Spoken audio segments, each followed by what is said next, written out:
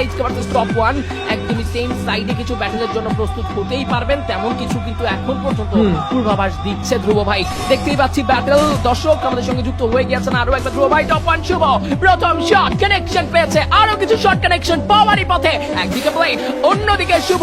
অনেকের মনেই একটা প্রশ্ন, ব্লেড নাকি শুভ, ব্লেড নাকি শুভ। কম্পারিজন তো কারোর সঙ্গে কারো নয়, নিজের জায়গা থেকে যে যার সেরাটুকু দেয়, নিজের দলকে নিয়ে খেলেন, টিম গেমকে সবসময় প্রায়োরিটি দেন। দ্য ট্রিজন আবারও ব্যাটলে কিন্তু দুটো দলকে সেরাটুকু করতে দেখতে পারবো। নেজাদকে হারিয়েছেন, মাহফুজের সিটি শট প্রপার কানেকশন পেয়েছে। রাহাত এই মুহূর্তে প্রেসারে পড়ে যাবেন, দুদিক থেকে আসবে চাপ, চতুর্দিক থেকে আসছে চাপ, এই চাপ ম্যানেজ করা সম্ভব নয়। শুভ এই মুহূর্তে নক দিয়েছেন রাহাতকে, তুলে নেবেন রাহাতকে, কুট্টুস ভেঙে বেঁচে ফেরার চেষ্টায়। বাংলাদেশ টপ 1 এর ডমিনেশনের সামনে যেন RH কে অনেকটাই থেমে পড়েছে।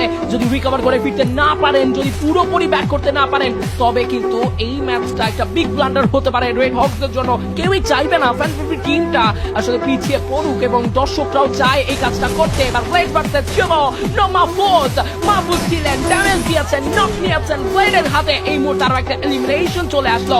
রাহাত আবারও নক হয়ে পড়বেন, সেখানে মেহেদিকে তোলা হবে। VSK 94 থেকে ড্যামেজ দিয়ে নক, এবং দূর থেকে ভালো সাপোর্ট কুটুস প্রোভাইড করে যাচ্ছেন একে একে।